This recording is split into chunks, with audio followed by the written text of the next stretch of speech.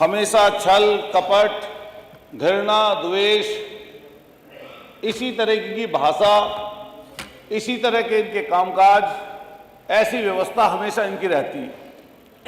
ये पूरा का पूरा बजट, जब से हम लोग आए हैं, हम लोग 5वां बजट देख रहे हैं मान्यवर। हमेशा हर साल कहते हैं कि 13% बढ़ गया, कभी कहते हैं 14% बढ़ गया, कभी कहते हैं 15% बढ़ गया, और पूरी तरीके से झूठ पर आधारित, आंकड़ों में उलझाने वाला ये ऐसा बजट फिर सरकार पुनः लेके आई है। मान्यवर, अगर हम पिछले साल के बजट के आंकड़ों पर अगर थोड़ा सा प्रकाश डालें, तो जो मैं मुख्य बजट हैं जो पिछली बार इन्होंने विभागवार रखे हैं, उनके बारे में अगर बताऊं तो ऊर्जा विभाग में इन्होंने 64,435.20 का बजट रखा, जिसमें इन्होंने जो मिला है बजट वो लगभग 20,000 करोड़ कम मिला, 44,478 करोड़ मिला है। साथ साथ ये टोटल खर्च कर पाए 63%। ये एक ऊर्जा विभाग की आपकी बात है। आवास पर अगर बात पर करें हम लोग तो मात्र 39% ये खर्च कर पाए हैं। अगर कृषि की बात हम लोग करें तो ये मात्र 55% खर्च कर पाए हैं। अगर हम लोग खेल विभाग पर बात करें तो ये लोग कुल मात्र 61% खर्च कर पाए हैं। गृह विभाग पर अगर पता करें तो मात्र 32% खर्च कर पाए हैं। और जो सबसे महत्वपूर्ण शिक्षा और स्वास्थ्य विभाग का विषय है, उस पर ये 54% खर्च कर पाए हैं। नियोजन प्लानिंग जो कमीशन है, नियोजन विभाग है, उस पर मात्र इनकी देखते ही बनती है 14% मात्र इन लोगों ने खर्च किया है। अगर किसी भी विभाग का मान्यवर उठा के देख ले बजट, तो सारा मिलाकर 40 से 50% ही ये सरकार बजट खर्च कर पाई है। 17 से लेकर अब 27 तक ये भारतीय जनता पार्टी का विधायी बजट है। भाजपा की सरकार का ये विधायी बजट इस बार इन्होंने आखिरी समय पड़ा है। जनता इनके छलावे में, जनता इनके जो भटकाओं में, जनता इनकी आंकड़ेबाजी से इस समय व्यतीत है और इनको पीछे इस समय छोड़ने का काम करेगी।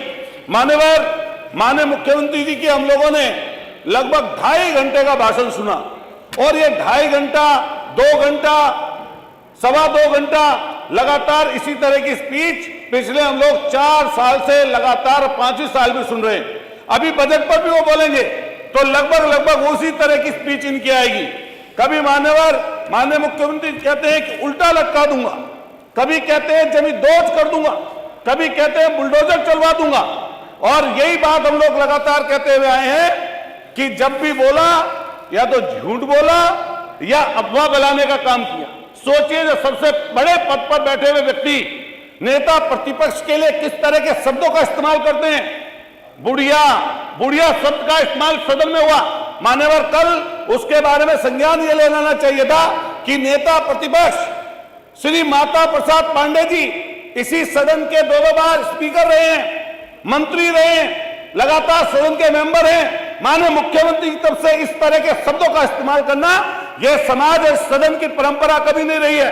लेकिन माननीय मुख्यमंत्री की तरफ से इस तरह के शब्दों का इस्तेमाल किया, हम उसकी निंदा करते हैं और उसके लिए इस पूरे के पूरे सदन को निंदा प्रस्ताव लाना चाहिए। यह लगातार आंकड़ेबाजी की बात करती है सरकार, लेकिन आप नजदीक से उठा कर देखिए कि जल जीवन मिशन क्या हो रहा है। उसमें बजट तो ले आए, लेकिन आपके खुद के विधायक, आपके मंत्री जी को बीच रास्ते में रोककर क्या फजियत हुई है पूरी सरकार की। अब इसको फजियत मानो या मत मानो, और सारे विधायकगण जितने यहां पर बैठे हैं, पूरे प्रदेश में 403 विधायक हैं। किसी गली में चले जाइए, किसी मोहल्ले में चले जाइए, किसी पानी की टंकी को जाकर देख लीजिए। मथुरा में टंकी फट गई, कोई उसके नीचे दब के मर गया आदमी।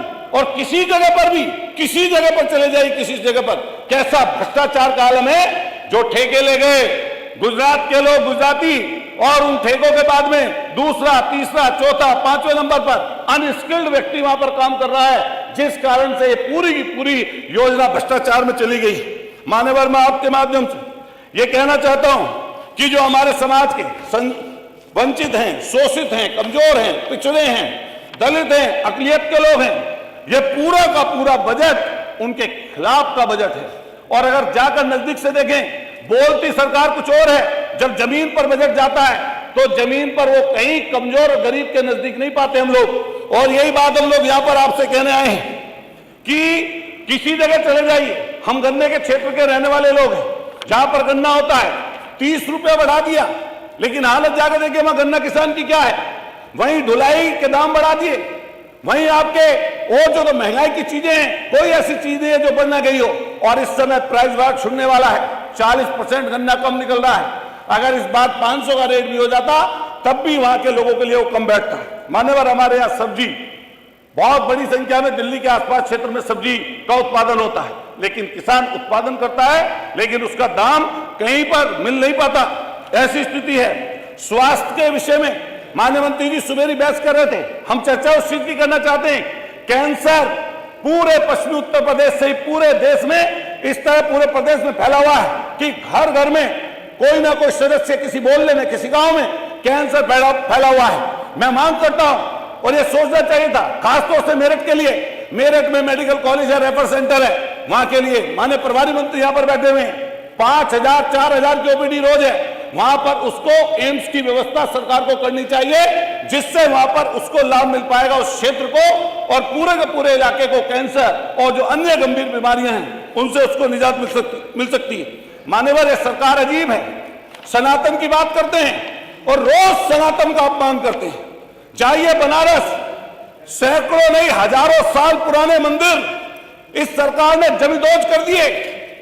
आपका समय हो गया है। स्थानीय समस्या बोला तो बस आधे मिनट में स्थानीय समस्या बोल दीजिए ना, फिर ऐसी परंपरा हो जाएगी। और यहाँ तक कि 250 साल पुराना स्थानीय समस्या मणिकर्णिका घाट इस सरकार ने बुलडोज कर दिया, बुलडोजर लगाकर। और माता अहिल्याबाई होलकर जी की तस्वीर जिस जल्दी खत्म कर ली हुई, ये निश्चित रूप से शराब लगेगा सरकार को।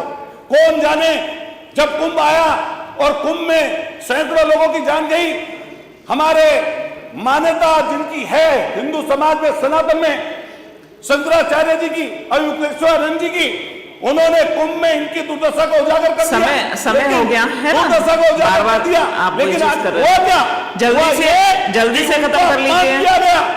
शंकराचार्य को पीड़ित किया गया, उनके लोगों को मारा पीटा गया, यहाँ तक कि चोटी पकड़कर खींचने का काम इस सरकार ने किया। धन्यवाद, 8 मिनट हो गए आपके। माननीय सुरभि जी, डॉक्टर सुरभि जी वहां पर धरना देके बैठे रहे, लेकिन माननीय डॉक्टर सुरभि जी क्यों नहीं रहेगी। और यहाँ पर मुख्यमंत्री जी धन्यवाद सर्टिफिकेट बांट रहे थे। धन्यवाद। अगर सर्टिफिकेट आपसे कोई मांग ले तो आप कौन सा सर्टिफिकेट दे पाएंगे। धन्यवाद, धन्यवाद माननीय डॉक्टर सुरभि। मैं एक चीज कहते हुए अपनी बात आप बहुत सारी चीजें रिपीट कर रहे हैं। माननीय सुरभि जी, अपनी समाप्त करना चाहता हूँ। हमारे मेरठ में हमारे यहाँ सेंट्रल मार्केट है, उस